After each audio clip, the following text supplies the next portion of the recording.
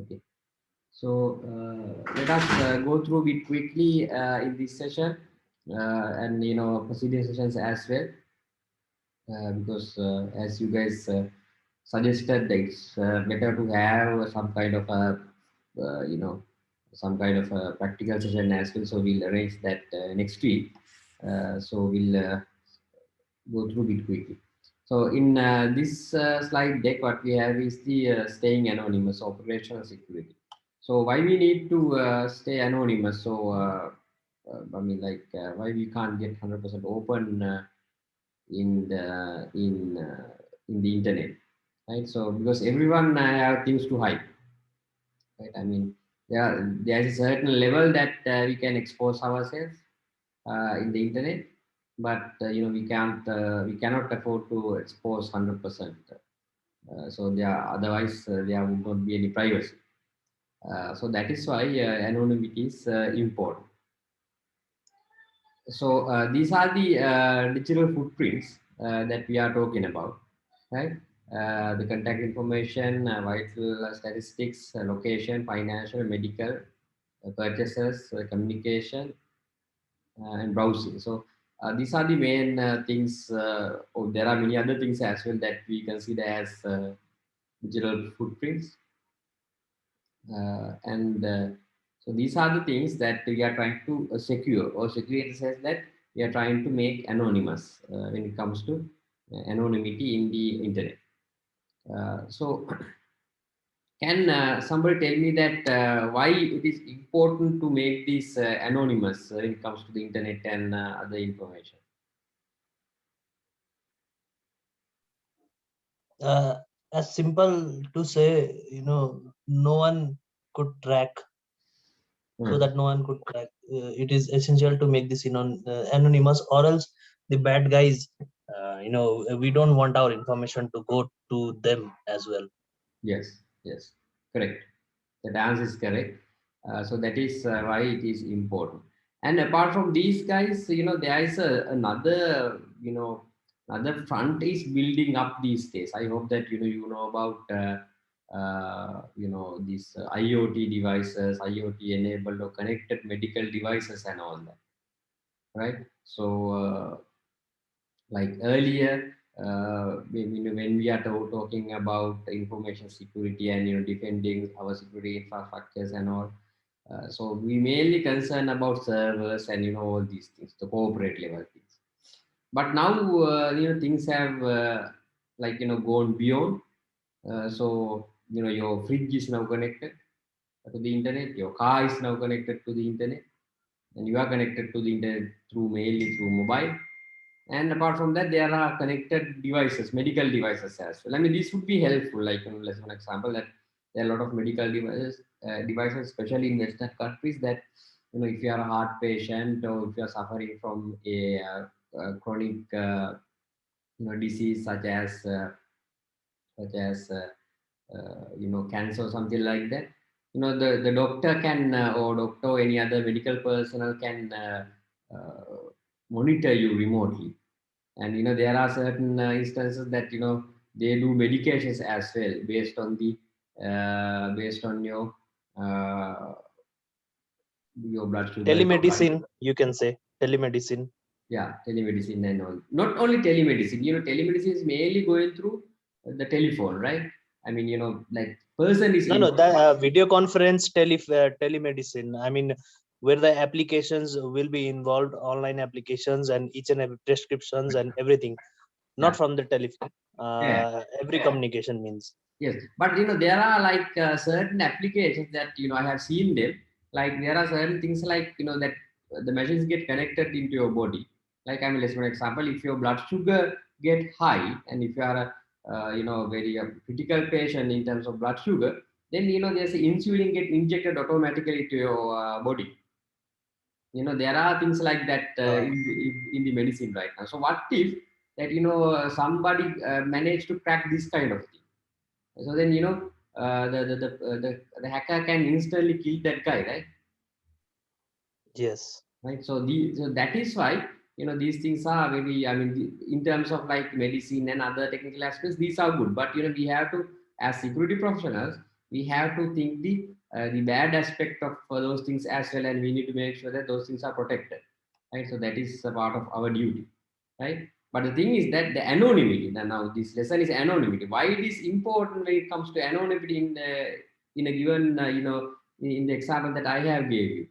Because if you do not know who is the patient is, then there might be, in the hacker or someone might not be interested about it, right? Because, then the hacker cannot target any one particular person through these connected devices, right? So if you are anonymous in terms of devices and all, right? So these are some, definitions about privacy, security, and anonymity. Privacy is freedom from observation or attention, right? Security is freedom from danger or harm. Anonymity is freedom from identification or recognition. So that is that I explained to you earlier as well. It's a freedom from identification. Have you heard the things called PII? PII? No. Personally identifiable information. Very good. Right. So whenever okay, Yeah, give me full 10 form, right? So whenever that you are trying to secure your data, PII is the most important thing that comes first, right? So PII means any information that can identify you definitely. Can you name me some information like that?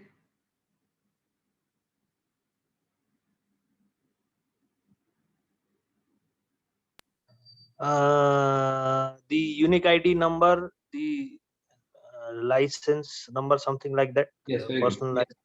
license. SSN number. If you are in the USA, if you are in Sri Lanka, it's called the national identity card number. Right? I don't know. In India the Aadhaar number. Right? Yeah, UID. They have UID. We have like the Yeah. citizenship number, everything. Yeah. Yes, things like that. Because if somebody have that kind of information, then anyone can pinpointly, accurately pinpoint one particular person, right? And your addresses, your credit card numbers, right? And your full name, your full name, right? So those things are called PII. So whenever that you are trying to secure any personal data, PII is the most important thing that you need to take care of. Even when it comes to regulations such as GDPR, they are mainly focusing on PIIs, right? So make PII anonymous is the utmost important as security professionals for us when we are designing any security related application. Okay, so who owns privacy data? Right? Data brokers, advertisers, surveillance, doxers, hackers, big media, big data, big brother, foreign intelligence. Everybody wants privacy data, right? You know that whenever that you go into Facebook, right? And just okay, before going into Facebook, just think like in this way. Think that you want to search some some items in let's say eBay or in Amazon, Alibaba or anywhere that you are trying to find some device, let's say some tech gadget. And whenever that you are trying to go into your Facebook next day, you will get bombarded with all the advertisement of similar devices. Yes. Right? So how do they get it? You didn't tell anyone in Facebook that you want this particular device. You just search them in these online portals. So why? Because It tracks, the browser tracks the. Yes. Yeah. Exactly. The browser tracks, right? And there are other instances that there are certain companies who sells this data to other advertisers and all that. That is the big thing. And have you heard a term called, there's a saying that if something is free, the object that they are marketing is you, right? Like Facebook is free, right? and this Twitter, all these things are free, but are they actually free? No. What I mean, in terms of what that you are paying them, in terms of your interest, in terms of your browse data, right? Data. Right? In terms of your data, right? So it is not free actually. So that is why that there are certain countries that who banned these platforms as well. As an example, as far as I know, in China, Facebook is banned, right? Am I correct or wrong? As far as I know, there's no Facebook in China. Yes. They have similar, Yeah, They have their own. own kind of a thing, right? QQ. Yeah. So because so that is the thing, right? The government has banned this thing because of this privacy data of Chinese people. So that is why, and so the evolution of online prices, that there are a lot of free stuff are coming, free data, free visa, messages flooding, that in WhatsApp there are a lot of messages are coming like that, right? And most of these things are malware, right? And right, especially things like GDPR comes up to protect these things, right? And I don't know. I mean, if you guys are if you guys are subscribers of Netflix, there are certain, very good 2 or 3 series that you can watch regarding these things, right? If you want, I will give you. These are very informative things that you can find in Netflix rather than watching useless movies. Right? Those things are there. I mean, like if you watch them, okay, let me quickly find them and give you some leads. Okay, sir. One thing is called coded bias. Sir, please paste the Chat box. name in chat box. Are you using Netflix there? We can use. Yes, sir. We are using. Okay, so it's a chat window, right?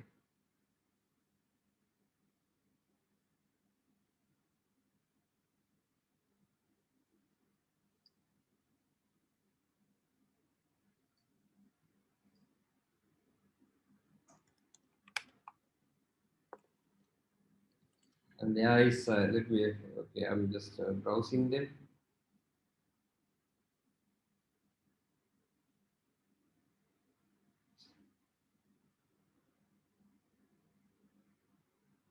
Because I mean, then you will understand what these these giants are doing, like it places like Facebook and all.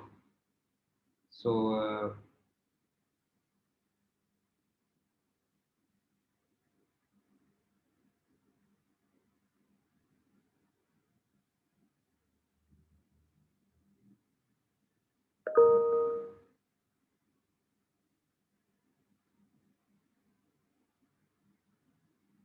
spycraft is another thing.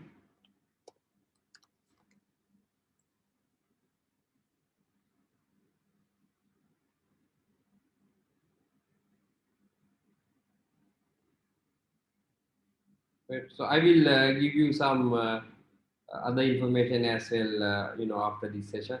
So the social dilemma, this one is very good.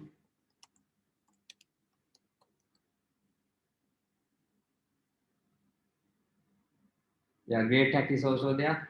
That is also good. Okay. So by looking at these, you will be able to understand. Okay, privacy is factors of your internet connection, right? So Wi-Fi connections, cellular connections, ISP monitoring, router monitoring, malware, location discovery, everything, all these things are comes as your risk. So there's one more thing that we cannot prevent, that is the ISP monitoring. Because if you have subscribed into certain ISP, that if that is the only way that you can access to internet, then you are out of luck. Especially like if you gone into if you have gone into country like, especially I have experienced these kind of things in Emirates and in Gulf region. These ISPs are, there's only one or two ISPs maximum in a country, right? So they are monitoring everything, the sites that you are visiting, everything that you are monitoring, that they are monitoring, right? So even sometimes if you go to certain sites, that they are giving you messages as well, saying warning, please do not visit this site again. We are watching you. So those things are there, right? So Wi-Fi connections, use the highest protection, right? As of today, that is the WPA2 PSK, right? With the AES encryption, right? Do not use any lesser uh, Wi-Fi security other than that. And whenever that you are, especially whenever that you are working with the office stuff and all, it is better to always connect through your office VPN. Right? At least the tunneling protection is there, end-to-end encryption. So these are the things that you can prevent your privacy. And the other one is SSL. Right? SSL, I'm not saying that you cannot prevent 100% or you can preserve your privacy 100%, but up to certain limit you can preserve using SSL as well. But have you heard the thing called HSTS?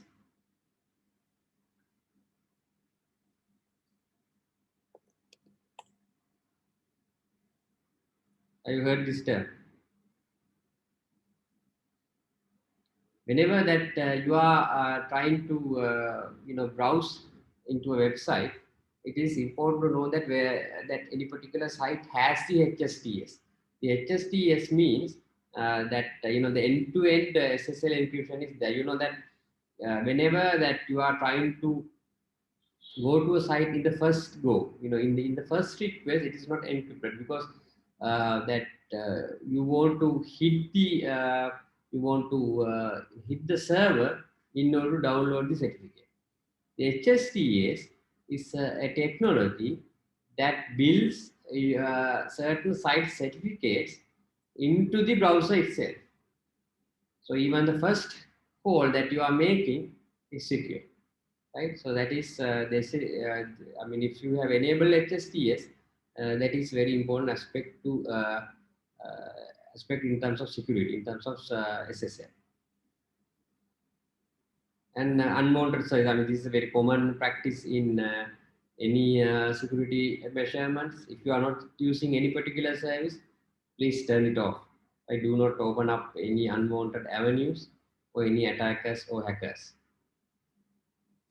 right? And firewall should be always on.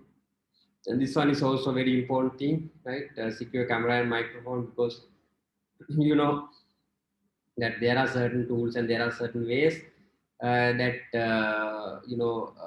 if somebody has a connection to any particular PC, there are certain ways that they can open up the camera even without noticing to the user.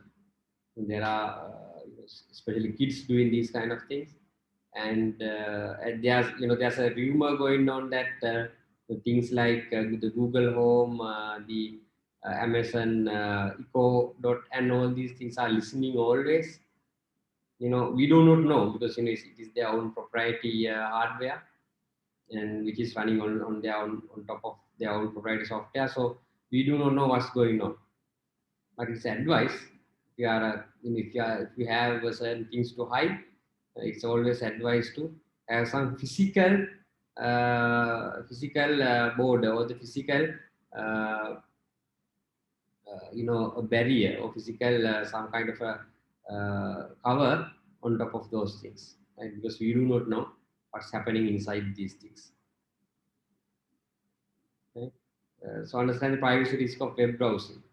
So as we have discussed earlier, there are a lot of trackers in web browsers, right? So, but nowadays browsers are coming with certain tools that where we can prevent any trackers. As an example, the latest version of Safari browser, uh, there's an inbuilt tool where they can stop tracking where they can stop trackers, right?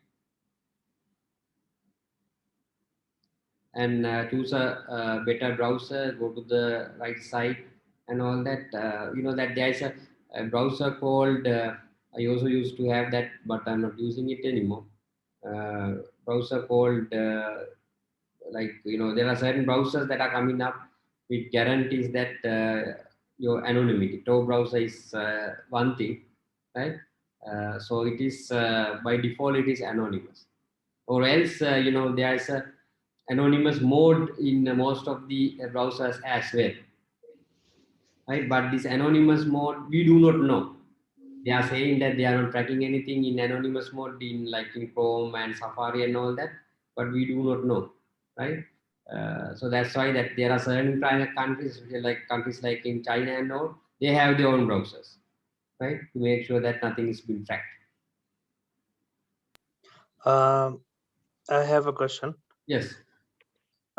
Regarding the Tor browser, let's say Tor browser provides anonymity, and usually bad guys use this, or even the legitimate guys use it, right, Yes. to the anonymity, right?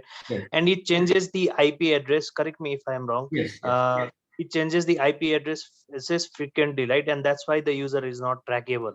Yeah. And but the question is, let's say I'm initiating a session, and the first IP that I'm big the first IP that changes, isn't it trackable to go in a reverse order to trace back the IPs and look at the first initiative IP and track the user? Well, it's a good question. Actually, it's like this, right? I mean, the browser itself, it is anonymous, of course. I mean, it doesn't store any private data and all these things. But this real anonymity happens based on the onion routing. There's a concept called onion routing, right? During the next week session, I'll explain that thing to you guys if I have time, right? So onion Oh, okay. routing is the concept that make you the anonymous, right?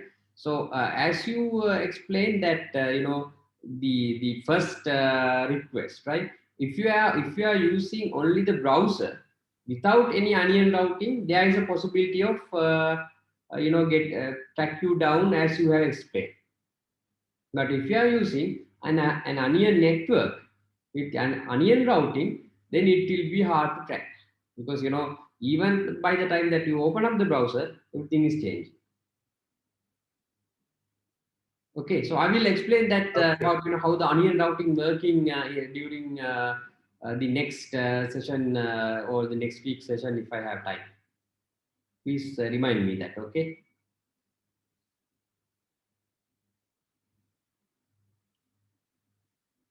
Okay, so there's this is the one example that I told you earlier as well. There is this anonymous browser that we can open up. So, but still we cannot 100% assure that this is whether 100% anonymous or not. But it is always better to use this kind of anonymous browsing even with a regular browser without just going through the open up the regular browser and just go ahead.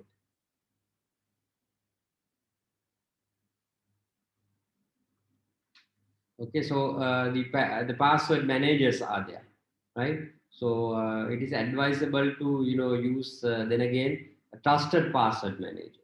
But there might be free or very cheap password managers where they say that manage your passwords, but they might be actually stealing your password. So Right? can you give the examples? Which are the trusted ones globally used? There is this RSA. The company RSA have a very trusted password manager. The RSA password manager. I have used it earlier as well, and HashiCorp has one thing, but these are very expensive. It's not free.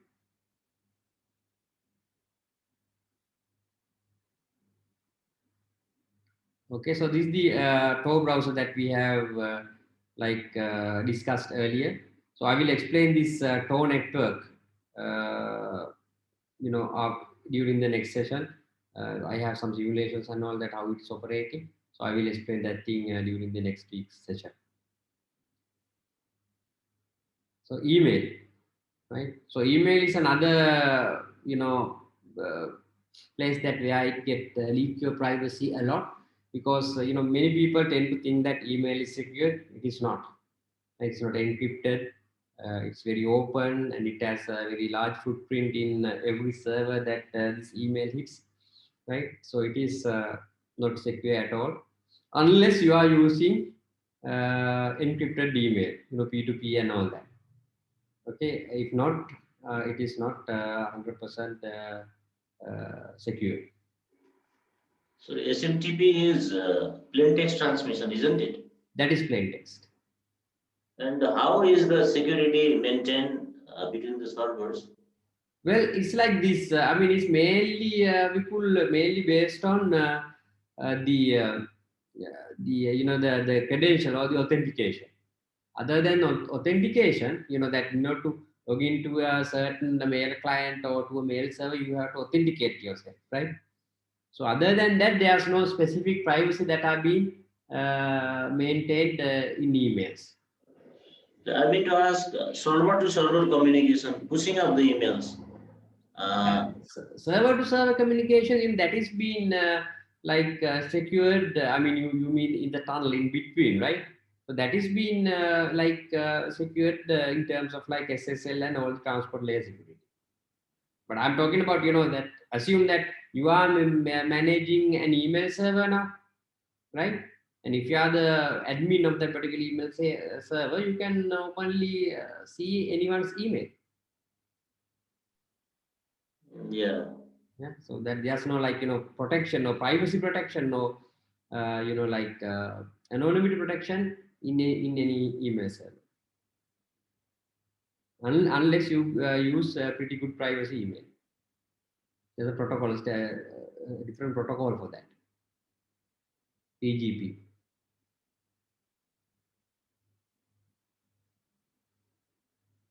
See, this is a PGP that I told, right?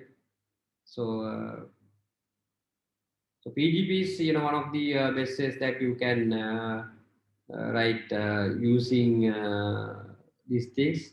Or there's another SMIME and all that. There's the public key cryptography being involved.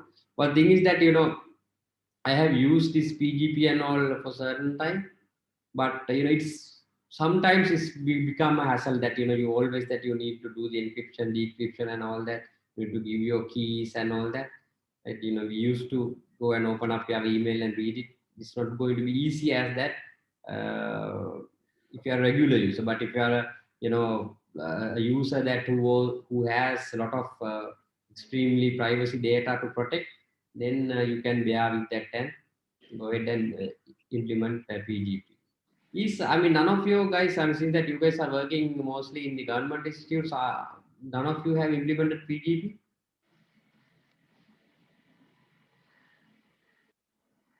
No one has that experience, right? Yeah, we had experience during last semester in UCSC. Okay. That's it. Okay. In the lab, we are tested in the lab. Uh-huh. That's it. Okay.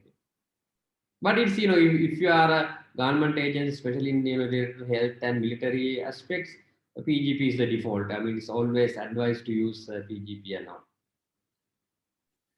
Yeah, I think we are also planning to use the PGP, and we already tested. And yes, from the regulatory prospect, from the for the all ISP, the NTA, it's Nepal Telecommunication Authority, they mandate the open PGP should be maintained all the operators. Okay, that is good. It's a good initiative. Okay, and the next slide is about social media, right? I don't want to express too much things about this. As soon as we have discussed earlier, as soon as you put your data into any social media platform, the data belongs to them, not to you, right? So you cannot have any actions against that. Only thing that you can do is you can think wisely and decide what to put in the social media and what not to put in social media. So that is the best remedy that you can do with social media. And I cannot advise you guys to go without social media, but that in order to live in the today's day-to-day world, like you have to live with social media. That is okay, but make sure that you are posting only the necessary information in social media, right? So the precautions: limit your friend list. Be careful about what you like, favorite, and so on, right?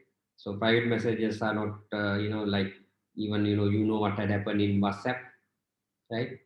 There's a big incident that happened a few months ago about in WhatsApp. So even WhatsApp claim to have, like they have end-to-end security and end-to-end encryption and all that, but now today we know that it's all false, right? Uh, Passwords, I think I don't want to like explain you about passwords and all that. Okay, children's privacy. So this one is very important. This particular slide, because like kids, we used to like expose a lot of our kids pictures in Facebooks and other social media, right? So but there are a lot of bad guys in the internet that who use these our kids pictures and try to do bad things and all that. And even I mean, keep that thing aside, but your kid is growing old, right? So when they in their teenage, or even in the university level and all that, if somebody saying that if somebody shows that, okay, this is your in your this is you are in your childhood, showing you I mean, yeah, like your childhood's naked picture or something like that, then you will get embarrassed, right? So you should prevent putting any children's things. Because as an example that I'm like in my Facebook and all, I'm not putting like adding any of my kids any picture. So that is kind of like a policy that I have, right? So I even when we go into a trips or something like that, outings with my friends, with my family and all other relations and all, I'm not saying, I'm openly tell them that you can take my pics of my kids, but do not put them in any social media, right? So that is very important thing. I think most of guys, I mean most of us has kids, so that is a very important thing. Okay, so that concludes this particular session. Do we have any specific question to ask in this? No, sir. Okay, so then we'll move into the next slide deck.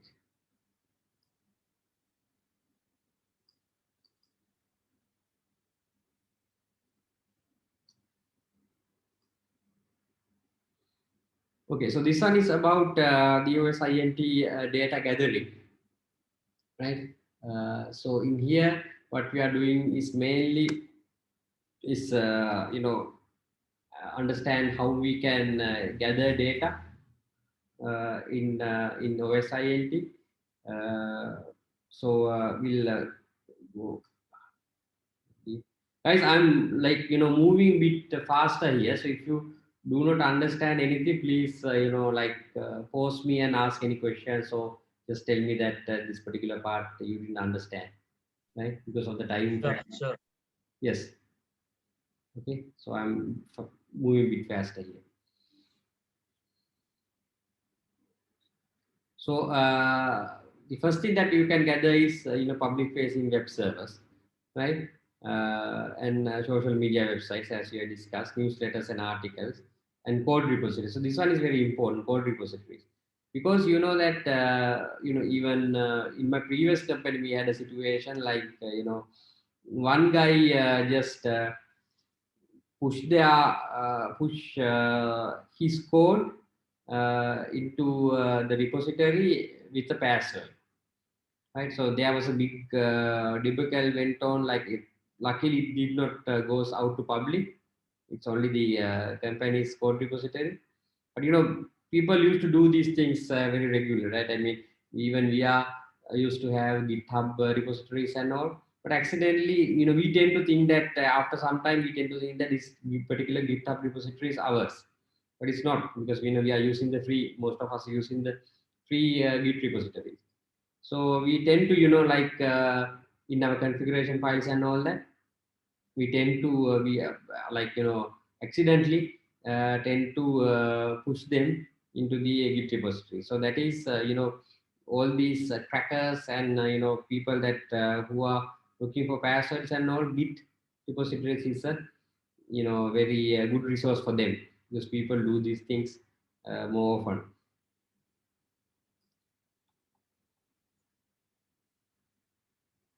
Okay, so this is the process. So get to know that information is available, that finding the other sources, the collection of information, processing of information, and you need to, if you, as I told you earlier, that it's not enough that you have the information. You have to analyze and extract the intelligence out from that, out of that information, right? So that in the next section, I will explain you how to extract this information from large data sources. Right. So the next section or the next slide is about the tools that we are using to gather data. Right. So we go through. So in the, as I told you earlier, that first they are starting with passive reconnaissance. So then you would not get any notice that you are being monitored, and then they are going into the active mode, right? So Recon NG is one example that we can use to get the information. So it works as web reconnaissance. So guys, during next week's lesson, I will try to walk you through all these things and do some practical things. That I'll make a scenario, and I'll try to explain you how to get it done. So what do you think, guys? I mean, do you like to like experience the same? So if you like, what I can recommend you is that just download the Kali Linux. That would be enough.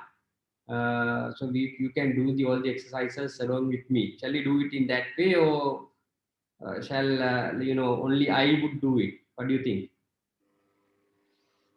Okay, sir, we will try to do. I have Okay. already installed Kali Linux. Okay, great. So just let me know that who like to do, so then I can go along with you guys. Right? I think we need to do with you. I think that will be Okay. better. Okay. So then please, all who are interested, please install Kali Linux. Yeah, I mean Kali Linux VM would be enough, right? So then we'll do some exercises together.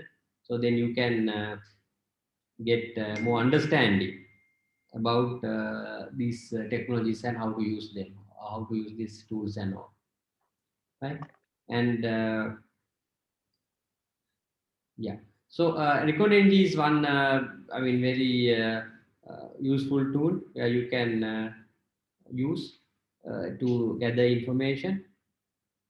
And so you know that sorry, you can have the reporting, import, exploitation, and discovery, and all that. So these are sub tools which you can find inside the Recon NG. So it's kind of like a suite that you can use for use for information gathering, right?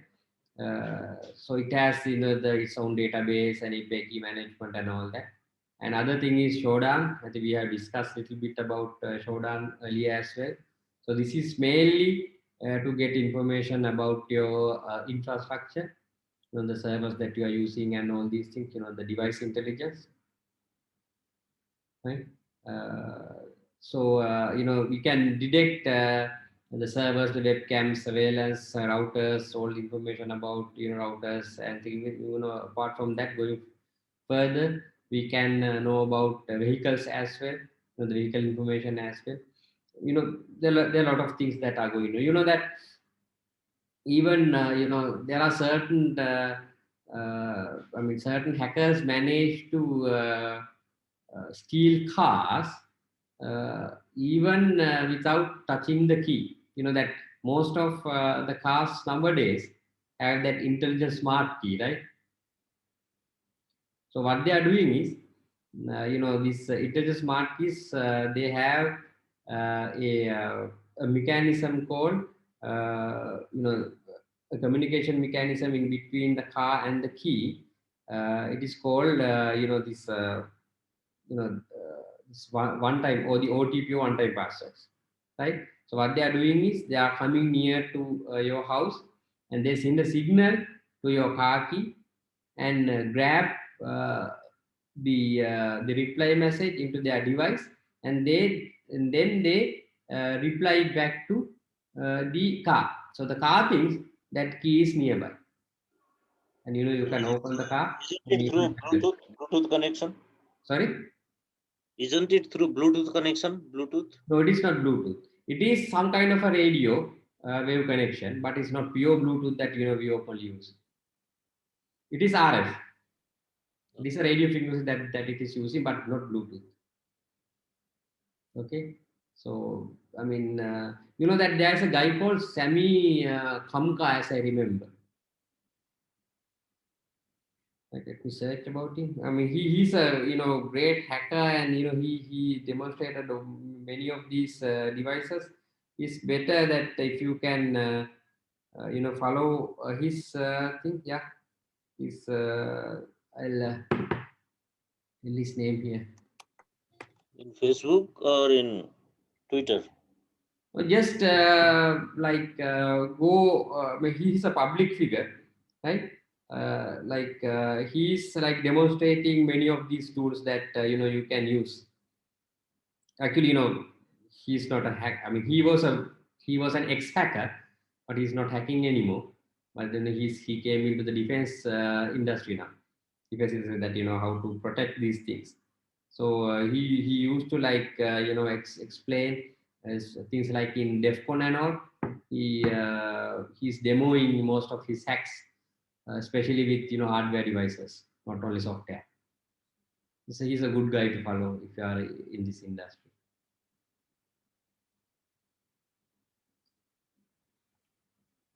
Okay, sir. Thank you. Malto, because you can learn a lot from him, right? How to defense things, because he's demonstrating how to crack things. So it's a mindset that you develop, right? How to defend certain things. So by following him, listen to his videos and all, or watching his videos, so then you tend to develop about defensive mindset or defense certain things. So Meltago is another tool. So this one is like a spidering tool. So what the Meltago is doing is that it can easily generate a network map of your what are the things that you are going to find, right? So it is even this one has in Kalina. So we do some demo regarding this in the next week session.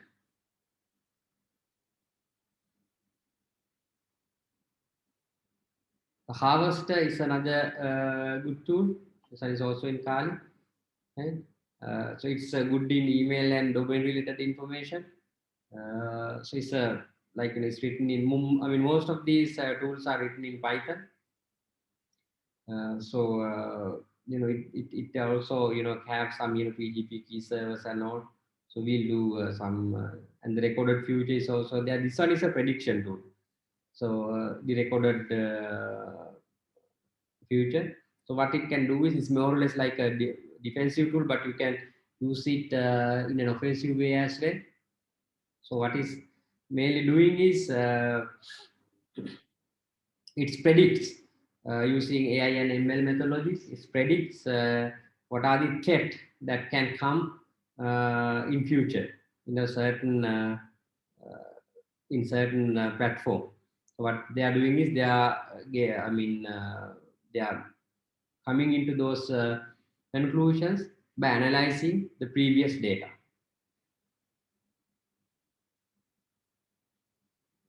Okay, so this one is heavily used in credential predictions as well, for the semi-brute force attacks. MetaGoofil is another tool. This one is also in Kali Linux, right? So it is also like, you know, a file analyzer more or less, but you know, it can you know, analyze the metadata in any file or any network traffic that you are trying to, you know, hack through. Search code is another thing. So this one is in search code. What they are doing is it's like, you know, it's also a spidering tool. It go through all these open source or, you know, places like GitHub and all, and try to extract whatever the necessary information related to security from source code. This one we have explained earlier, right? Spiderfoot is also another good tool that you can use, because this one is also give some kind of, you know, a map that we are of your target network or your defending network. Okay, so this one is you know, it's called the OSINT framework. I think you guys are familiar with things like Mindmap. So you know, this you know, finding these things is not like it's not like easy thing, right? So you need to have certain maps to be drawn. Okay, from this particular information that I got, that you need to extract this particular information. Likewise, that you have to have a certain kind of a map. So I mean, you can do OSINT framework. You can use it to come up with this map, because otherwise, you know, you will lost after some time. You will lost what you are trying to gather, right? So there are a lot of other tools as well.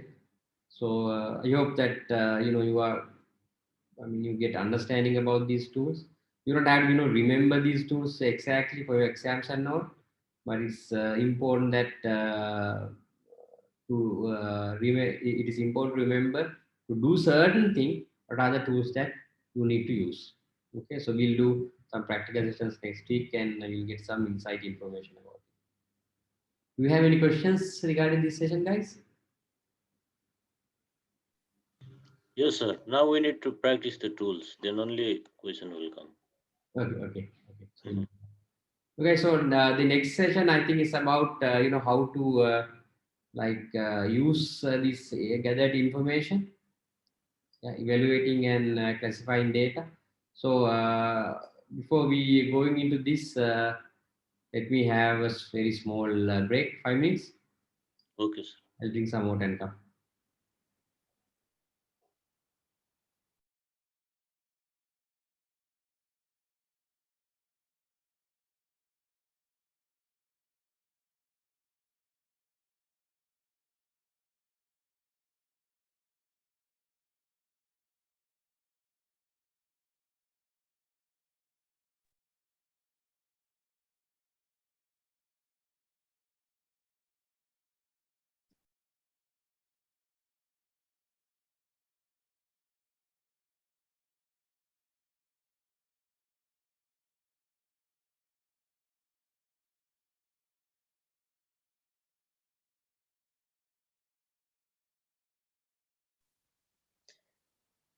Wait for 5 minutes. Wait for 5 minutes. Here, tea break. Thank you, Ram sir. Thank you, Kostov.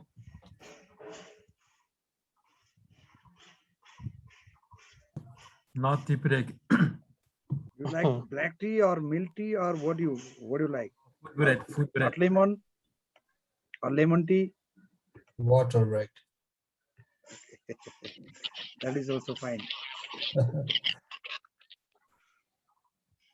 Nadim, Hey, Fakari. Hussein. Yes. Samir.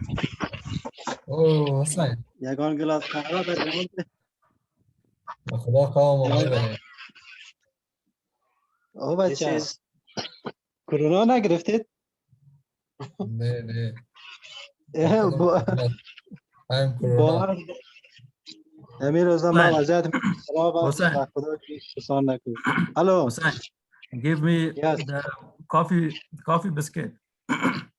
Have you This What remember? is is it?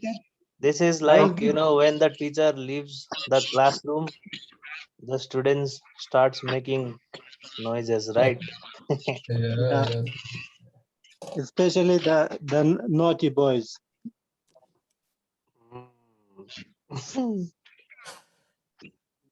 Sein. Yeah. بابا شمی کستوفان دولت بسیار خود سوسو میزنه. امیر در افغانستان طلب کو که چی کنیم؟ Right. خدا بزرگ. چی میگی تو؟ ها؟ میگی تو؟ میگم کستوفان دولت بسیار خود سوسو میزنه. What is this encryption? You're talking about me in an encrypted tunnel? Yes, yeah. Hey, Saikat, Translate. Psychiat is Brother, خوبه جور بغیر هستی؟ کجا هستی برادر؟ namaste. Psychiat brother. कैसा Good होता as है خوبی. خوب است جور بغیر خوب هستی کجا هستی خوب است کجا هستی برادر؟ کابل کجا هستی؟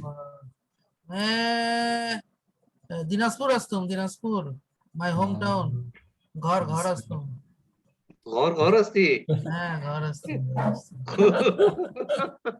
Okay, so let's خانه هستم Saikat, Ayom Sharif. yes Sir is here. sorry. अच्छा Hello, guys. Yeah, so sir is here, I guess. Yes, I'm here. Okay. okay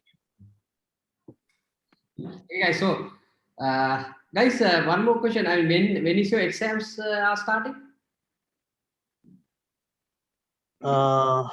June. After 2 Saturdays, sir. Out of 2 Saturdays, right?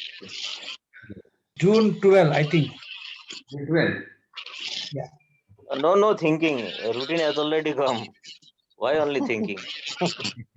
It starts from June 12. Okay. Hey guys, so let's move it. So now, you know, that, we understand about,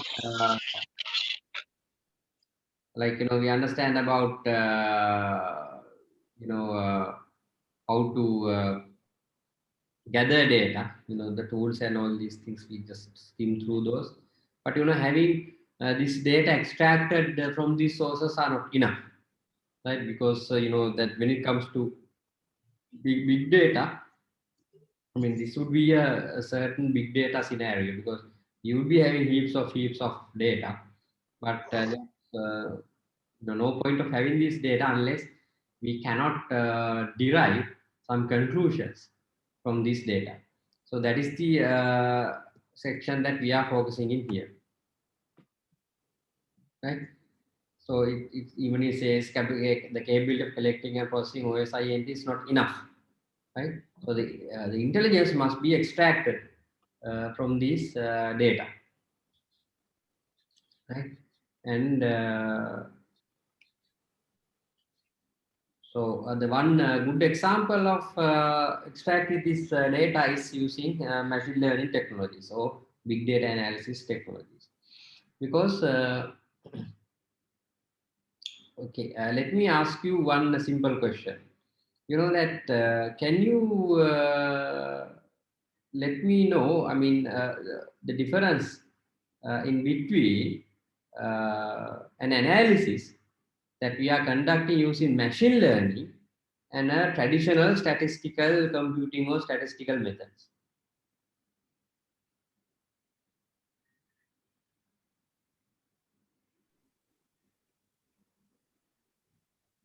Any thoughts? Difference between machine learning analysis and And you know, analysis we are doing using any statistical method. sorry, cannot. There's a disturb- I hope you got my question here.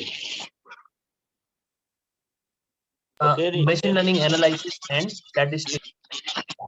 And static-based analysis. So what was the difference between these two? Hussein, your sound is disturbing. Please mute microphone. Okay, thank you. Okay, so machine learning analysis and statistical, Yeah. statistical. I mean, after that, analytics. Yes. Hmm. Any thoughts? Because that would be your answers leading to Just a random thought, whether it's correct or not. But machine learning will be everything, will be on the calculated form or the feeds that have been provided earlier in that machine, the codes and everything else. And statistical is totally based on the anomaly or the unknown criterias, and the statistic that has to be designed on real-time basis as per the situation. That changes as per the situation. Good. Just a random thought. Yeah, fine, but that's okay. Any other guesses? Any other suggestions?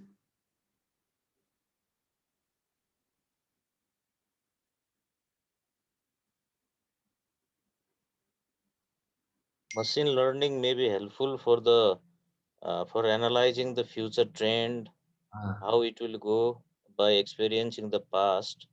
Okay. But in case of statistical, we give input and get the output. Yes. Difficult, sir. It's very difficult.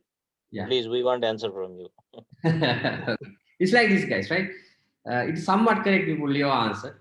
When it comes to statistical analysis, it is more like it is more or less like rule based, right? Because we are giving some rules as as statistical data or statistical rules to analyze. So as you correctly said, it cannot do a proper prediction based on that, right? There are prediction based static analysis or the static analysis tools, or the statistics based analysis tools such as regression. Regression is a statistical method, right? But that thing is not enough when it comes to security, because that would prove, right? I mean, that would get success if there is a similar kind of an incident that had happened earlier. Okay, when it comes to statistics, let's say there are, I mean, we input incidents like X, Y, and Z into a statistic model, and if there is a similar thing that is going to happen, such as X again, then it can tell, okay, there is a things like that is happening, which is similar to X, so please be alert on that. But that when it comes to cyber security, these hackers and all these crackers and all these malicious people are evolving. So they are not trying, most probably they are not trying any method that have been tried earlier. There might be certain instances like that as well, but most of the time they are trying to get update themselves and trying new methods. So when the statistical based analysis tools would not support in these kind of situations. So that is why that you need machine learning. In the machine learning, it's not a rule based infrastructure or a rule based system, right? It is actually what is machine learning is doing is it is deriving some rules based on the data that is being input. So these rules, most importantly, these rules can be updated as well when it comes to machine learning. If you're using statistical base, then you need to go manually and update all the rules then and there to update your model. But machine learning is more or less like self-learning. Anomaly based. The anomaly is only one thing, Vipul, right? There are a lot of other things as well, right? You know that. Behavioral. Yes, Yeah. sir. Yes. If you are working with most of the these threat analysis tools nowadays, these CMs and all, most of them are powered with machine learning these days. Because I mean, technically, even the recent firewalls are also machine learning powered, Because right now, if you do not have the machine learning capabilities in your cybersecurity tools or defensive tools, it comes into a situation that you cannot almost sell them. Right? So the reason is what I have explained. Sir, in the machine learning thing, we feed the data, we call training data, Yes. isn't it? Yes, that Then is. we get Yeah. Yes. That is correct. Actually, I will be explaining these things in this lecture as well in the preceding slides. That is only one aspect of it. There okay. are two ways that we can actually, three ways of using machine learning. That is, one thing is called supervised learning. Another thing is Supervised, yeah, unsupervised. Yeah. supervised learning, and other one thing is called unsupervised learning. In unsupervised learning, mainly that you are doing things like classification and all, which do not require any training. Okay, and even if it is a training system or a supervised learning system, right? The model, if you have trained it properly, it can derive some models which is not actually in the training set. Okay, so that is the beauty behind machine learning. Okay, then they say anomaly based and behavior based. What is the difference, or what exactly that mean? Very good question, right? Anomaly based is something like this. Anomaly based, I will give you a very simple example. Like actually, we have anomaly detection and all these things in this lecture. But let me answer your question. Okay. Okay. Now, let's think that you are building a tool to detect a DDoS attack. Okay. So, what is the anomaly of a DDoS? Suddenly, the first notification or the first alert that you are getting is there's a huge spike in traffic, right? Yeah. Right. So that is an anomaly. So then, if you are building a DDoS attack detection tool using anomaly based, what you can do is you have to wait until that spike happens. Yeah. That is an anomaly. We need to wait. We need to wait until the spike gets into the network. Then you do all the alerts and all that. Then only after that you are preventing the traffic. Means that is the rule based one. Yeah, that is the rule based or the anomaly based. Okay. Right. But when it comes to the other thing, with the machine learning, right? What you can do is, you can train your network, right, in a way that you can detect you can detect the traffic and predict before that anomaly happens or before that spike happens, right? Let's say one example that okay, I will give you a very simple example, guys. There's one more thing when it comes to machine learning as well, right? If you think about something, right, and if you can build a rule to prevent that, then there's no point of implementing a machine learning. Machine learning is there to understand any patterns that cannot be understood by human brain. Understood? Okay. So the example that I am trying to give you can be understood by human brain. So, but this is just an example that I am giving you. Okay, think of a situation like this. Now think that you are building your web application, right? And in the meantime, you are trying to build your own customized DDoS attack detection tool as well using machine learning. So one thing that you can feed into this machine learning model is that, okay, I have my clients in, let's say, in this region, in India, in South Asia region, right? And I have few clients in Europe. I have very few clients in USA and, North America and South America, right? So now think that this particular model has been trained in your machine learning. Suddenly, there's a huge traffic coming from Russia, right? So then this guy is triggering alert. So we do not have any clients in Russia. Why there's a sudden surge of traffic from Russia? Then probably it might be an attack, right? But still, the spike is not there. It's just the starting of the attack or the starting period of the attack. So the beauty is that it can detect it and it can prevent it before it gets spiked. So now you understood. Yes, sir. Then again, this thing we can implement as a rule, right? But I have given you that example just to understand it. So that is the importance behind the machine learning, and we do not know how many patterns like that, right? That cannot be. It says it is not comprehensible to human mind, right? So I mean, your network administrator or security analysis or security engineer cannot think about these things and implement it, right?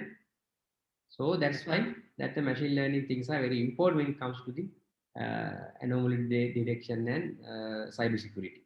Sir, if any firewall device says that machine learning has been implemented in the device, Yeah. how can we know that it is actually working as per it said? Is there any way of finding out? Like black and white answer to your question, Vipul. But Yes, sir. the only thing is that test it out and see, or else this firewall business and all mainly go with reputation, right? If you are a company, people tend to believe whatever things that you are telling, right? So that's the only way, or else implement such a thing and do a PT, penetration. Basically they say that they are AI or machine learning is integrated, but actually they work upon the indicators of compromise or indicators of attack. Let's say some code has been executing at the background, which we human will never know about it until and unless a malware we that our endpoint detects. But the indicators of compromise and indicators of attack, I mean the symptoms, the machine learning will evaluate the symptoms. But regarding the firewalls, as Priyal sir said, it's just a business. I mean, the getting into the top brand just for antivirus and anti-malware, but other things they cannot predict. Yes. Okay. So, as the discussion is going on in a very good manner regarding attacks, one thing came into my mind is about the zero-day attack, and they say that machine learning thing is going to identify zero-day attack. Is it possible that actually it gets identified, or it's just the branding of the companies? Then again, we cannot tell people for exactly, right? There might be tools because The possibility is there or not. I just want to know. possibility is there. Possibility is there. The actually zero-day attack means the attack occurs in the worst case scenario. If we talk, the attack occurs at the without knowing anything. Suddenly, all of sudden. Yeah. Never known attacks. Never known attacks. No. So this is why if the attack is known by previous time, only a rule-based engine would work, right? So that is why that you need to have machine learning thing implemented, because this particular attack never happened earlier. So there's a high chance that if you have implemented your machine learning thing properly in your firewall, there's a high chance that it can detect that. Okay. Right. So that is the exact point. I mean, the zero-day attack means that it never happened before, right? Yeah, that is true. That is the importance of machine learning when it comes to zero-day attacks. Okay, sir. Thank you. So when it comes to machine learning, that we have to have certain thing called data pre-processing, right? So there is a thing called data splitting in between train set and test set, right? So this is how you do it. So you have your full data, and training data is there and testing data is there, right? And you are training your model using your training data, and you evaluate your model using testing data. Okay, let me ask you like two questions here. Why we need to separate this data as training and testing? I mean, why can't you like train your system or the machine learning model or machine learning security model using the training data and testing against the training data as well? Why is that? Any thoughts? Because the test environment data are not the actual relevant, the finalized data, but the training data are after the test has been carried out, and it is a good to go data. a simple term. Yes, yes. Any other thoughts?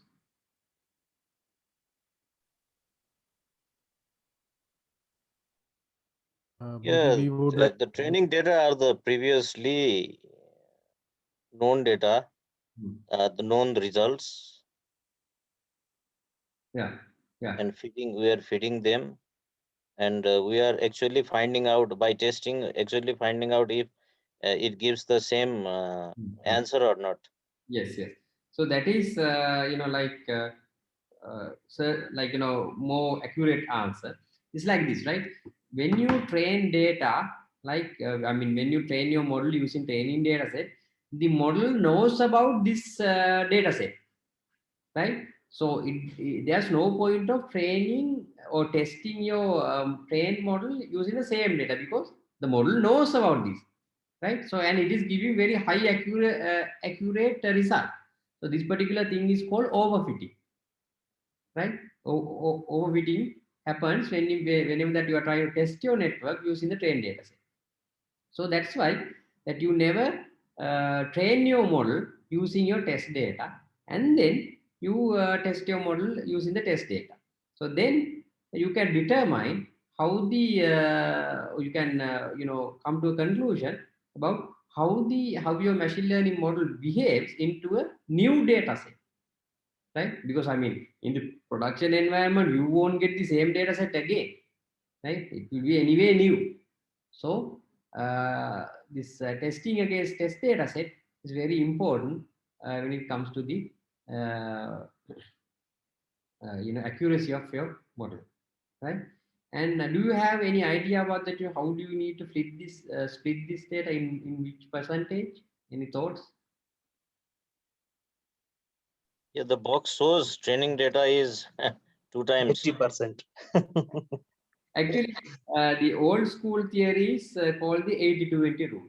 80% of training, 80% should go in training data, and 20% should go into testing data. But during last year or two, now the machine learning community has changed this concept, and they are telling you have to put as much as possible to train your network or train your model, and use a small amount of data just to evaluate. Now it says 95-5, right? 95% for training and 5% for testing. That is then again not a hard and fast rule, but just a value. Sir, one question. Yes. This machine learning leads to artificial intelligence, isn't it?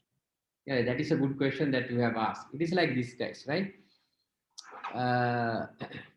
Actually, I have separate sessions for this machine learning and all. It's like this. Artificial intelligence, let me put in this way. I'll ask another question from you, right? Do you think we have achieved something called artificial intelligence as of today? Near about. Near. Not exactly, but we don't know. Maybe hidden people may have been done. How about others, guys? Any other thoughts? Yeah, same, like to some extent but every part has to be integrated. Every machine learning has to reach that point where it could be integrated into AI. But but we don't know about the secret agent or whatsoever we have seen in the movies. So we think that there might be some secret agents that we hear about, right? So we don't know actual AI, whatever we've been researching, only too much that extent. The calculative brain is there, and as you just now said that 0-day attacks and those sort of things can also be identified or processed. Means beyond the human imagination there is, but actually the intelligence as that of human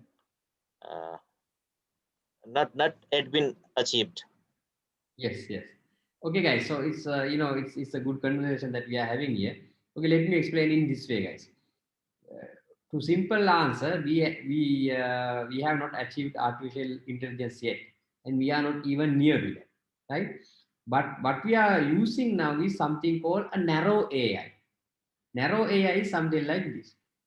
Narrow AI is a system that we are building to do one specific thing, right? I mean, let's say one example. Take this car, this Tesla, Elon Musk, right? Tesla car. It do have the auto driving capability, right? But can it, compose a song? Can it draw, a new art?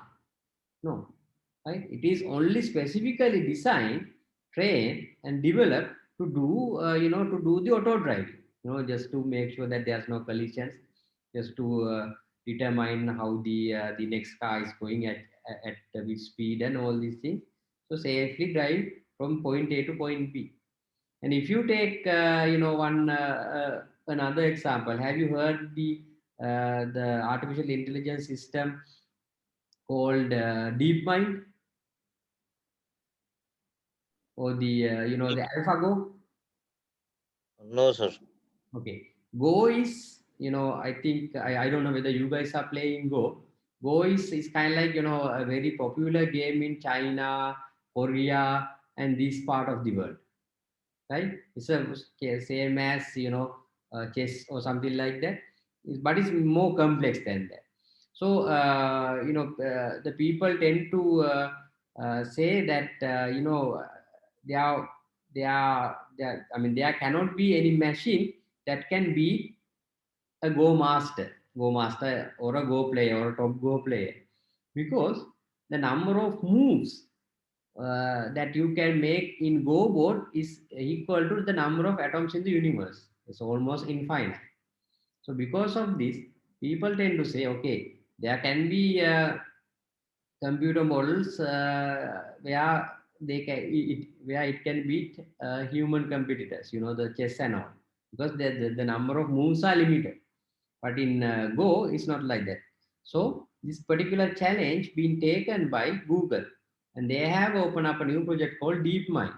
So they built an artificial intelligence model called AlphaGo to compete against the human Go master back then. I think this had happened in 2016 or 17. His name is Lee Sedol, right? So, but the DeepMind won 5-4. Sorry, 5-1. Sorry, 4-1. Right? So, so this particular board game, I mean, it's a very advanced artificial intelligence system, but it cannot. I mean, can it drive a car? No, it is just only trained to play that particular game called Go. So all these things are called narrow AI, right? But the AI, as you have explained earlier in the films and all, mainly referring to general AI. Okay, I'll take another example from film So, itself. sir, 1 minute before you go, you said that 4:1 ratio. What does that mean, ratio? Ratio means that the AlphaGo won 4 games and the human player, the Lee Sedol guy, won 1 game. Okay. Okay. Okay, got it. So I'll take another example to differentiate this AI and ML, right? I think you guys have, almost all of you guys have watched the movie called Terminator. Yes, sir, long ago. Yes. Yeah, and you have watched the movie called Iron Man as well, right? Iron Man, yeah. Yes. Yes. So this Predator is an example. Sorry. What is the movie? Iron Man and Terminator. Terminator, not the Predator, right? Terminator is an example for pure AI, because there's no human behind it. It's a totally 100% machine, right? So machine thinks and machine take decisions, and machine is the one doing everything. But when it comes to the Iron Man suit, right? So the Iron Man suit doesn't have that intelligence, right? So the actor or that person needs to go into the Iron Man suit. Then after that, he can fire rockets, fly here and there, do all stupid things, right? So this is an example. So the Terminator is an example for artificial intelligence. The Iron Man suit is an example for machine learning. So that means to get something done in machine learning, you have to train your system. and you have to, periodically update your systems, and there is a human intervention behind that. But if you achieve something pure artificial intelligence, there should not be any human intervention. I hope now you got it clear. So even that manner, we say then pure AI, it's never achieved because the robots cannot, give birth to the another robot. Yeah, we do not know. So that's why I told you we are not even near to the pure AI yet. Okay, got But it, we sir. don't know what, I mean, we do not know what will happen in 500 years time. Yeah. People that live not even in 500 years time, people lived in like 50 years ago, never thought about, things that are happening today. Yes, sir. Don't worry, sir. We'll come in different incarnation. We'll know. Okay. It's good that, we have this conversation. Okay, guys. So before we put any data into, this machine learning system, right, we have to standardize data. So this one is called the data standardization, right? So why we need to standardize this data?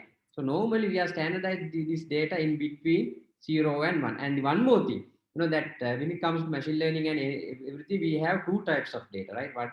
One thing is qualitative data, and other one is quantitative data. So quantitative data, it is fine that it's quantity, because you can represent that data in a number. But in qualitative data, there has to be a mechanism to convert that qualitative data into quantitative data as well, because the machine is, so far we are using binary machines, right? Ones and zeros, or numbers, digits, right? I don't know what will happen with quantum computing, but so far we are dealing with numbers. So you need to convert, as the first step, you need to convert qualitative data into quantitative data. So even in quantitative data, you have to have, a certain limit certain limit, or the standardize the feature in between certain limits. I mean, the standard limit is in between -1 and +1. And if you have some figure, let's say 1000, you have to scale it down in between -1 and +1. Why is this? Can anyone tell me an answer?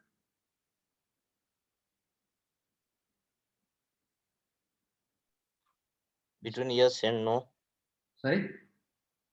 Between yes and no. No, not in between yes and no. It has to scale in between -1 and +1, or in between my -5 and +1, or in between 0 and 1, something like that. That depends on what you are trying to achieve. But it is not zeros and ones. Okay, the answer is this. Let's say that you are trying to analyze two vectors, let's say in network traffic, right? And in one vector, in one angle, you are trying to analyze the number of bytes that is going through in certain period of time in your network. And in another axis, right, you are trying to analyze the number of, let's say, messages that are being transmitted in your network.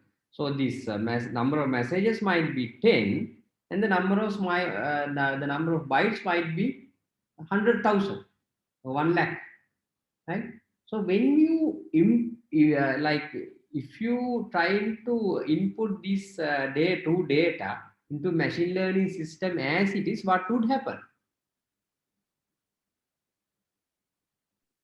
Difficult. That is why it is difficult. One data set is, is 10. Other one is says 100,000 or 1 lakh. Yeah. So what would happen? Because of course the system would ignore that 10 factor, right? Because I mean, it is doing a calculation. All these machine learning thing and all these things, right? It's not magic. It's the calculation.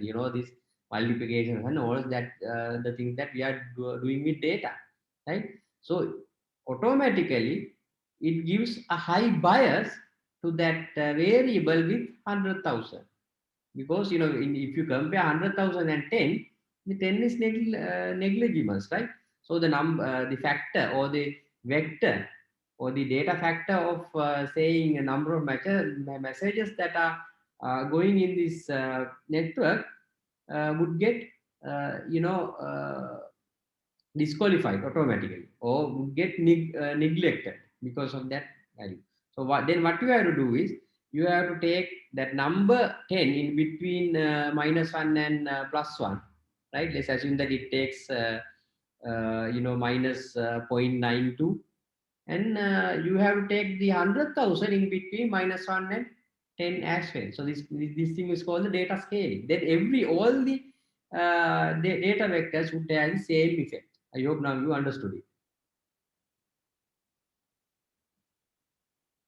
Couldn't get properly, sir. You said that scaling needs to be done. That I understood. And what is the reason between 0 and 1 or -1 to 1? Okay, let me open up Excel and explain that to you. And Excel. Axis. I hope you can see the Excel screen now. Yes, sir. Okay, let's say that this one is 10, right? And this one is 100,000. So these are the the examples that we have taken, right? So let's say in your machine learning model, right? There is some terminology like some aspect that you have to multiply this value by 2, right? So let's say this one equals this multiplied by 2, right? And this one is also, let's say, multiplied by 2, and whatever, this is an example, right? Because hypothetical example. Let's say that you are trying to sum these two things together, right? So answer is what? Right? It's like 200,020. But in this answer, which now this one is our, let's say x1, our one vector, and x2 is next vector. So which vector now has more impact into this result? The bigger one. X2, right? So that means that the x1 has very limited impact to the model. But what if that you scale this down? Let's say that you scale the 100,000 in between -1 and 0.1. Let's say that this one is 1.4 after you scale it, right? And this one becomes minus 0. Let's say 1. Right? But when you sum up these two things together, right? So now because of the scalability, right? The difference in between these two values are now very less, right? Okay, so there might be like many other. I have taken only like 2 examples here. There might be many other vectors like this in your machine learning model. So everything should be in between same scale. Otherwise, your machine learning model would get biased into one particular vector only. Okay, I mean, you don't have to understand this thing fully, but if you get the concept, that is enough. Scaling, but the scaling factor is different in different these scenarios. Yes, scaling factor can be different, right? But the only thing is that you have to scale down all your vectors into same band, right? So then everything would have same impact. Okay, sir. Okay, thank you. Okay, so that is for the data standardization. So this is all about this data processing and standardized data. And there's another thing called principal component analysis as well, right? So this one is called the data summarizing. What do you mean by data summarizing then in here? Data summarizing is something like this, guys. Now think that you are trying to analyze your data, and in each and every port in your network.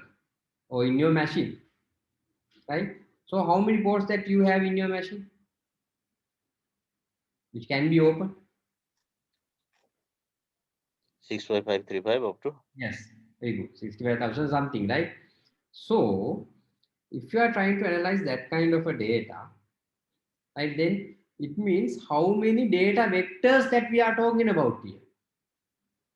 In our example, in our previous example, we have talked about only 2 data vectors, right? X1 and X2. In this case, this one would be like 65,000 data vectors, right? And do you think it is easy to handle 65,000 data vectors in machine learning? It would be very difficult, right?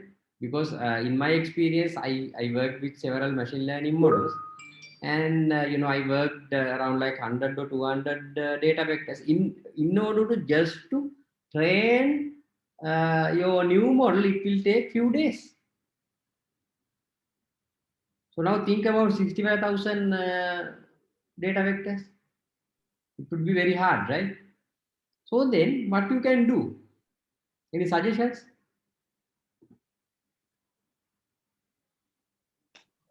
We need better hardware. Sorry?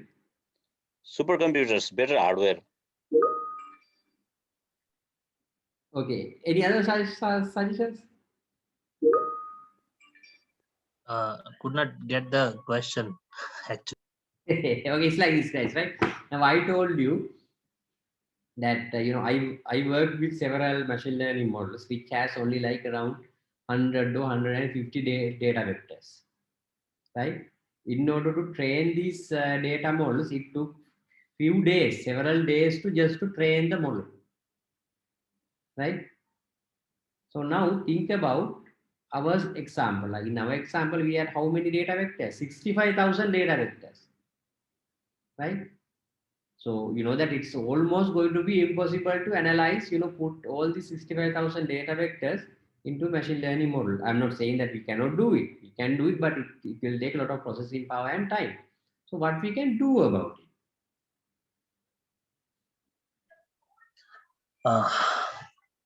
it? Just thoughts. Yeah. Just come up with So Distributed computing can be used. Okay. Machine learning in different components, and then getting it into a single integrated platform, or like every manufacturer or every technology has their backend team doing this intelligence thing and in certain dedicated components, right? Okay. So yeah, equivalent to what Bibul sir said, like in distributed manner. Okay. So yeah, that is a good answer. You can use distributed computing, but even with that, it will take some time. So what you can do is you can get rid of some vectors, right? What if that there's a method that you can get rid of, like out of 65,000 data vectors, you get rid of 60,000 data vectors and dealing with only with 5,000, right? Is it like a legitimate solution? No, because the reason is that we cannot just throw out our data vectors like that, right? Because there might be important information in those data vectors which we have decided to throw out.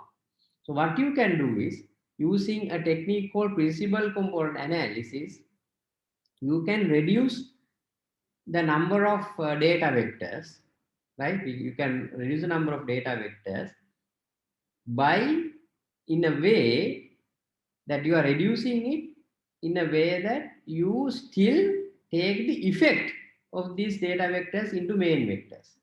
It means that you are getting rid of x, y. Let's say that there are 3 data vectors x, y, and z, right? You are getting rid of y by it's called projecting, right?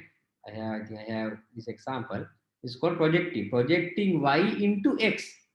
Projecting y into x means that you are taken some aspects of this y into x and getting rid of y. So still you have the impact of y in there as well, right? You can see that in here we have different vectors, right? Different vectors like, this blue vector, green vector, and all these things.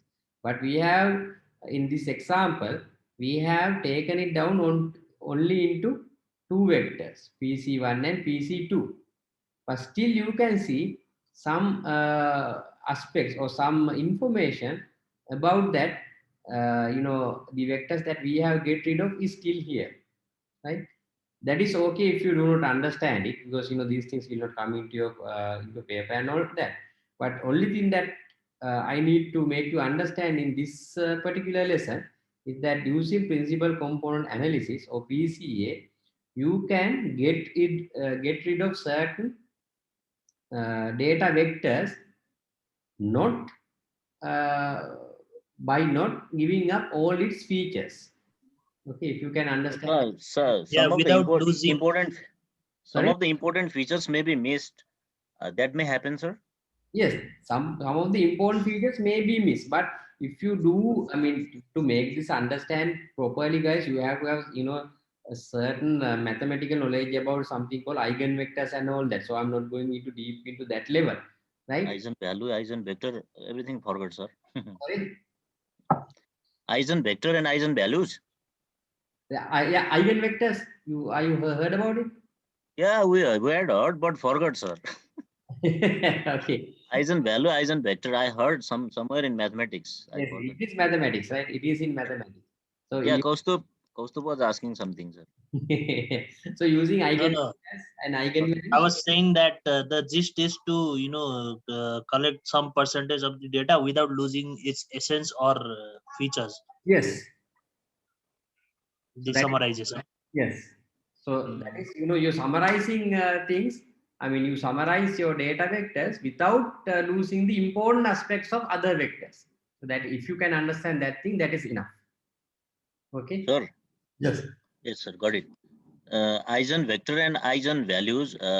Can those be described within 2 minutes? Then please go ahead. Otherwise, let's move to next topic. No, guys, I cannot, explain that thing in 2 minutes. Okay, sir. Okay, no problem. I 1 hour to explain that. Because you might be knowing about vectors, but if somebody's forget about vectors, I have to explain vectors as well. Okay. Okay. PCA. Okay. So the other thing is called the Markov chains. The Markov chains is also, like it is something to do with probability distribution. So then again, even in here, what you are doing is you are taking some probabilities of certain vectors and getting rid of vectors. So you don't have to memorize these things and all that. But this one is very important. Clustering, guys. In your, have you done any module in your MCS program so far called this have something to do with data analysis? No. No, sir. Okay, so I think as I remember in the MIS section, in the MIS lecture, the Masters in Information Security, they have that module. Anyway, so clustering is something like this, guys.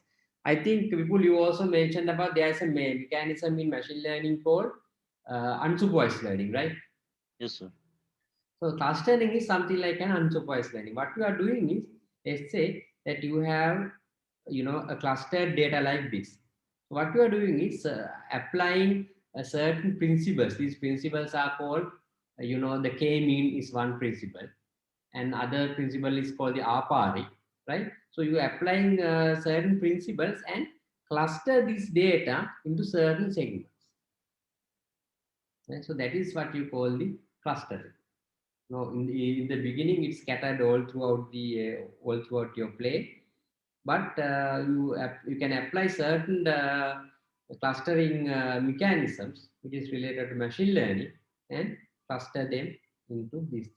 So then what you can do is you can classify these things, right? Okay, you can tell, okay, this certain data set is highly dangerous, or dangerous in the sense that it is there are a lot of vulnerabilities in this data set, and this data set is not vulnerable. Likewise, you can classify your data. So this is about clustering, right? So this one comes with unsupervised learning.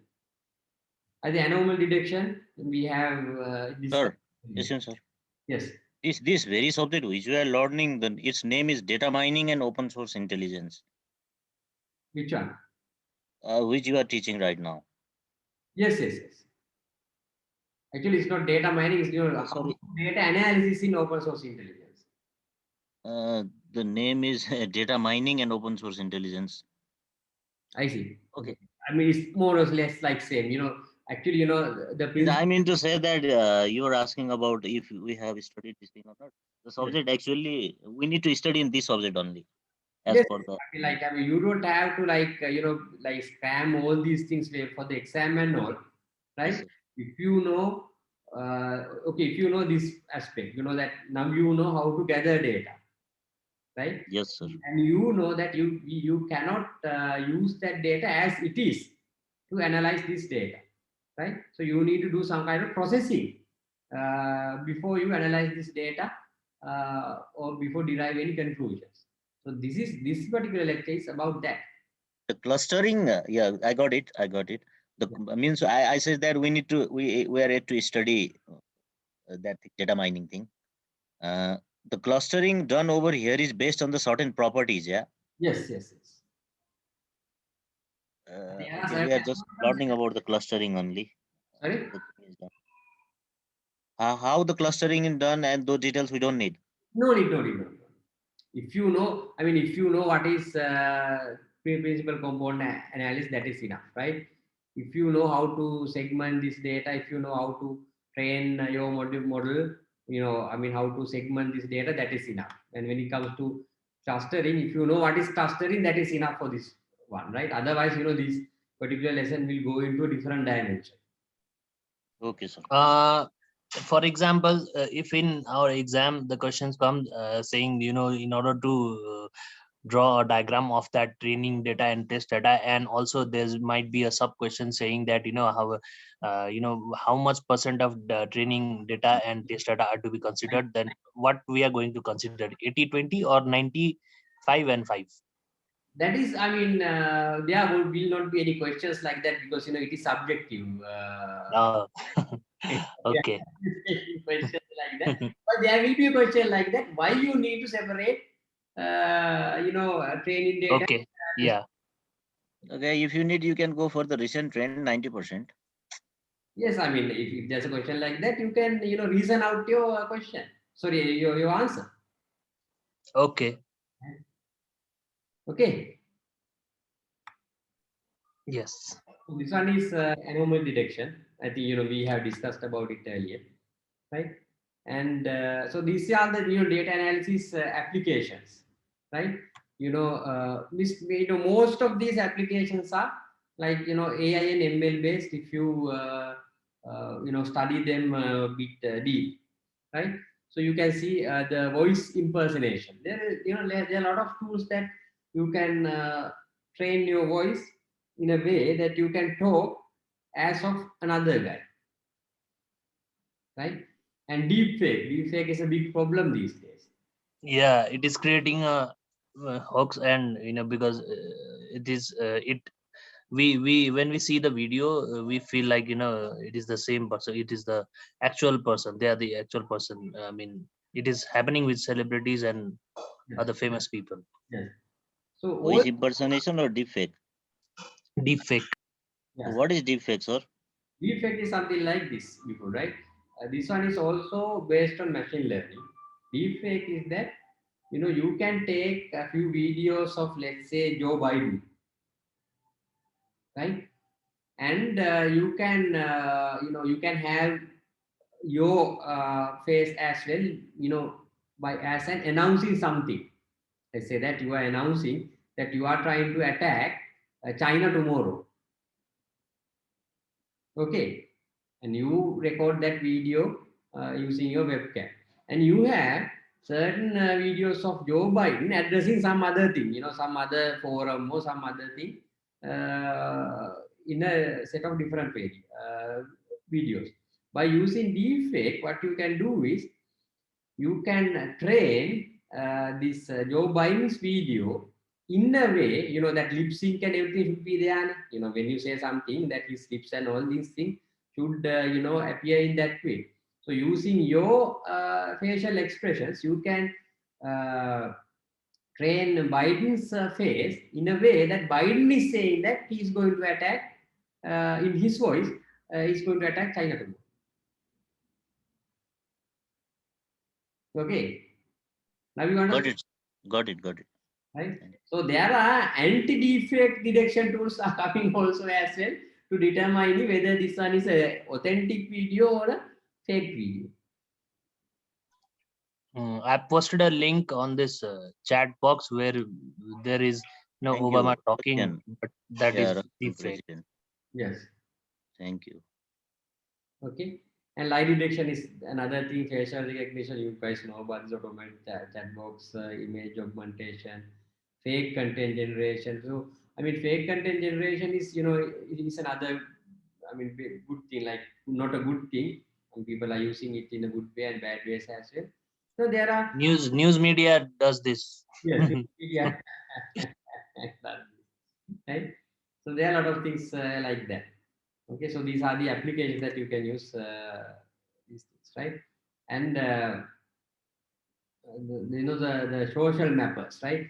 So you know, training fake review generators, as you said, fake news, right? Fake reviews and all these things, personal recognition, and also, you know, most of things are going on these days using using machine learning techniques these days. Yeah, so that concludes this session. So we have, guys, only one session remaining, right? Only one session, hold on. Only one session remaining, that is OSINT dark web. Okay, right? sir. So we'll cover this. This is a very small session that I had. We'll cover this thing in next Saturday's lecture, and after that we'll jumping into some hands-on lab. If it's shorter, then we can finish this and we can go for the lab in the next class. Yes, we'll finish this thing quickly and then we'll go for a lab, right? And please let me know who are the people that who's trying to do the session with me. I mean, these lab sessions with me. Yes, sir. Should we raise hand right now? Sorry? Should we raise hand right now? Oh, yes, raise hand right now. Okay. Few raise hand. Okay, good. Gordon now. Oh, fine. There is no option in the Reaction It's on the right side in the list of the people. No, there is no options. In the list of the people, you check my name, your name, and just go below it. You can go into reaction button as well. Yes. Reaction button is now. You double click in your screen. You please double click in your screen. Or else Ramkrishna Pariyar, his name is Ramkrishna Pariyar.